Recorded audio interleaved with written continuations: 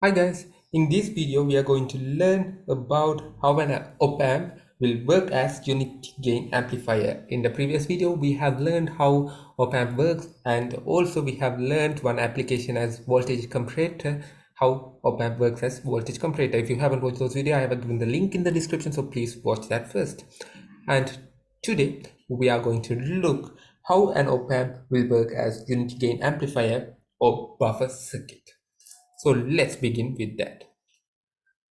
So what here we have done something new rather than our previous videos. What we have done is we have connected this V output to this V minus, or else you can write it as V2. So what we have done is we have connected V output with this V2.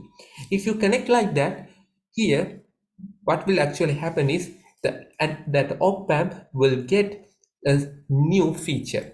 What that is, it will make this plus voltage and V2 voltage as equal.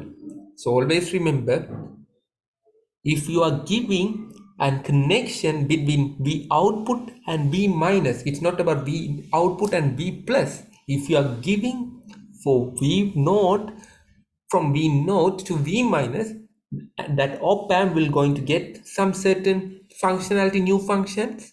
What the op amp will do is it will try to equate the voltage between V1 and V2 as equal. So that's a new feature of an op-amp if you connect like this. And also we are giving a certain name, a new name we are going to call as negative feedback. Feedback simply means if you connect output, if you give something from output to input, we are going to tell as feedback. And here we are providing for minus side feedback. From the output, we are going to provide it for a minus terminal, negative terminal. That's why we are going to tell negative feedback. We are going to give for negative terminal. Always remember, if there is only negative feedback, it will equate V1 and V2. So let's start with that. And also we are going to tell another important thing. Here we are going to give 100% negative feedback, which means we are going to give the total voltage, the V output, to this V2. If we put any resistors inside that resistor will also have some certain voltage. If we are providing 5 voltage, if there is a resistor, it will take some voltage, as it will only give small amount of voltage to V2 or minus terminal. But here what is happening is we are going to provide 100% of voltage, output voltage, to V2. So we are going to tell 100% negative feedback. So here we have learned the major things. And let's say you are giving an input of the input to this plus terminal. Let's say the input, the voltage, input voltage to this one terminal, plus terminal. So actually we have learned, if there are negative feedback, what this op-amp will do is it will copy this input voltage we are providing and it will paste it over here.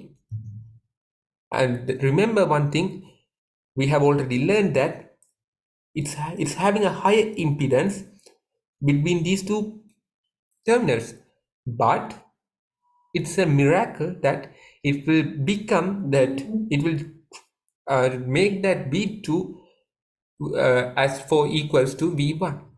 Anyhow, there are no short circuit between these first and second terminal, but it's a miracle because we are using many transistors and many instruments inside that, but we won't learn about that. But the thing you need to remember is, if you are giving a negative feedback, it will anyhow make the V2 which as equals to V1 you are providing. So if you are providing Vi, you are going to get the V input over here. And also here we have short circuited V output and V2 in a way, so that we can directly tell we are going to get Vi over here. So that output voltage would be equals to Vi. So that's the main thing you need to note over here. So how to calculate the AVD then? So here, if you calculate the AVD, actually AVD is the value of the output. The voltage gain would be the output voltage divided by VID, the differential input voltage. So the differential, the input differential would be, we actually knew that Vid is equals to V1 minus V2 here. Since we are giving the negative feedback, it's going to be 0. So AVD is tends to infinite. It's going to be very big value. Because, but the thing is, here we are going to get the Vi always. So it's going to be equals to Vi. It's going to be 0. So this is the main thing. And also another important thing why we are using this type of circuits. The reason is it won't get any current. It won't drain any current from the input. But when you are considering about this output, actually we have already talked that in the previous videos, that if you are providing the power source, it will take the current from this. So this is going to be 0, but there will be an output current. It will be draining that current from the power we are giving in another side. So these are the major things you need to know. If you are giving the negative feedback, it's going to equate the V1 and V2. And that's why we are going to call this amplifier as unity gain amplifier, which means the gain is unity, gain is 1. So the voltage gain is, actually we knew that if you are providing V input, we are going to get and 1. So V naught is equal to 1 into Vi. So that's the major thing. If you are considering about the gain, we are going to get a gain of 1. But there might, most probably you will be having some doubt. If you are providing 2 voltages and you are going to get the voltage output as 2 voltages, then what's the use? The reason is here also we are getting amplified, but here we are not getting amplified the voltage. Here we are going to get amplified the current. Therefore, the power will also get amplified. Initial current is nearly 0, but when you are considering about the output, here we are going to get a massive amount of current. So that here also we are going to get a power gain of that signal. If you are providing a signal like this, very small signal, here you are going to get an amplified signal, but the voltage doesn't change. Because of the current is changing, we are going to get that power gain. So that's the reason why we are using this. So where we use this is, we normally use this when we are connecting any microphone to this terminal.